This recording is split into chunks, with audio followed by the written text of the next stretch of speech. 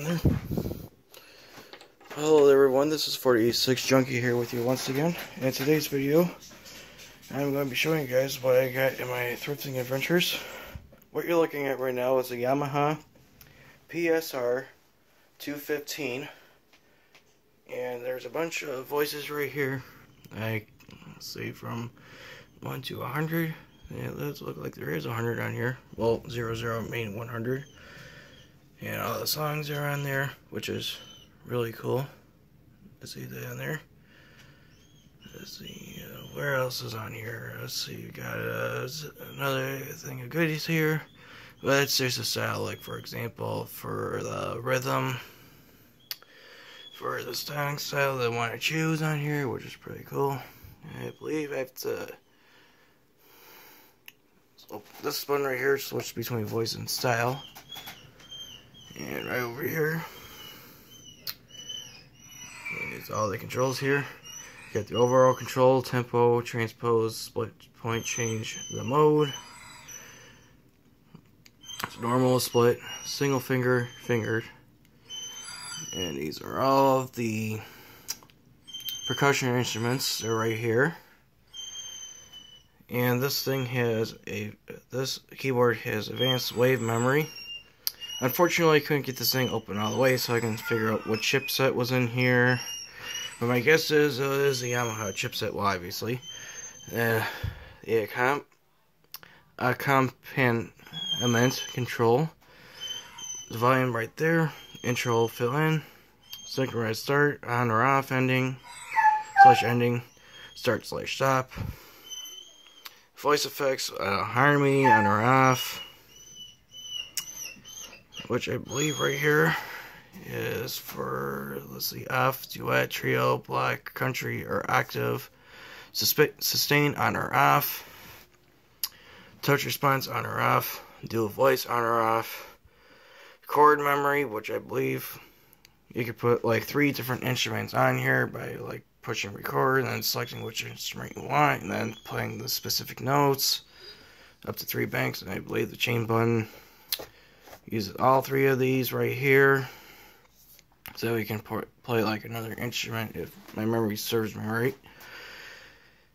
And the songbook, which is connected to list songs are in here: Lazy Afternoon, Sunset Glow, Tailspin, Who's My Hero, Mambo Stop, Purple Minds, Funky Tower, Groovin' High, Dear Friend, Steppin' Out, After Dark, Quite Sure, Modern Times, Someday, Bonjour. And yes, I did pronounce that right, and that is French. And over there is a master volume wheel, which is the potentiometer, the on-off switch. This thing has 61 keys across the board, and these are full-size keys. And there is a fellow YouTuber out there, well, actually he has 2 channels, aka the 8-bit guy, formerly known as the iBook guy, and the 8-bit keys. And the 8-bit keys and 8-bit guy are actually the same. It's actually the same person that does both channels. And I do know another fellow YouTuber that does the same exact thing. Clint from a fellow YouTuber called Lazy Game Reviews. He also has a channel called LGR Foods. Now this particular keyboard uses either 6 1.5 volt C-cell batteries or 10 volt to 12 volt DC in. I do have a power brick right here, manufactured by Yamaha, which is what the PSR-215 uses. And that thing has only 21 instruments. Let's see, 1, 3, 6, 9, 12, 15, 18, 21, 24. Actually, I'm wrong. 1, 2, 3, 4. Wait, 1, 2, 3, 4, 3, 6, 9, 12, 15, 18. Yep, 21. And also built-in rhythm. And it only has 5 percussion instruments right here. This thing has 9 voice polyphony. If you guys are wondering what polyphony is, it means you can have like hold more than one key at the same time. monophony, it means only one voice. Basically like the IBM PC speaker. The first computer to have the polyphony was actually the Tandy 1000 series. The Tandy 1000 series had the Tandy 3 voice polyphony, which used square waves and other instruments as well, if my memory serves me right, or probably just square waves. Plus, it also had sound, like one for sound effects as well, like for drums, or like a siren going off, things like that. Like in, for example, Space Quest 1 and 2, as well as Space Quest 1, the EGA version. Now, the Yamaha PSR-215 is a little different. So you can clearly see right here, it has one output for phones / auxiliary out, which uses a 1/8 of an inch jack for stereo, and another one right here for a sustain pedal, which unfortunately this thing does not have. The keyboard does work very well. I did test it out to see what would happen, and pretty much every single instrument works.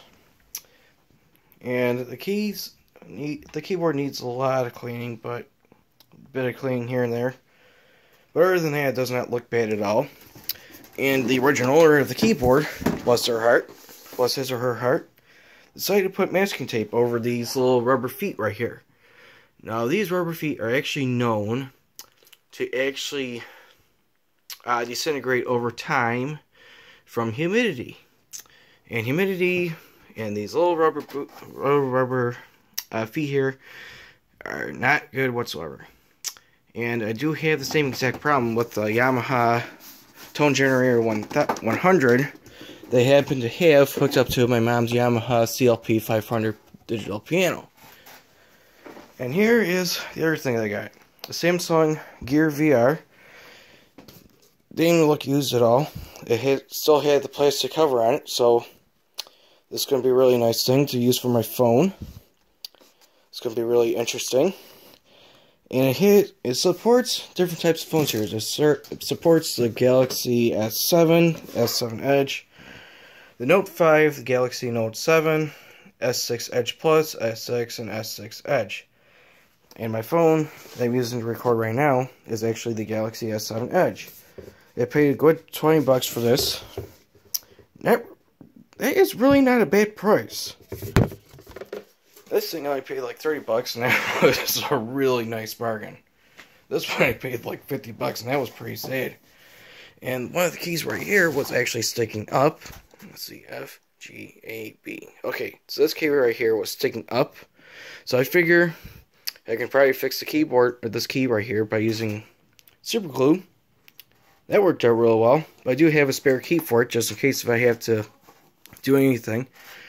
The one thing I like about this keyboard is I can actually play tunes from, like, for example, Ultima 6, the intro music on here, by using the digital synthesizer controls right here for a wave, spectrum, modulation, attack, decay, and volume.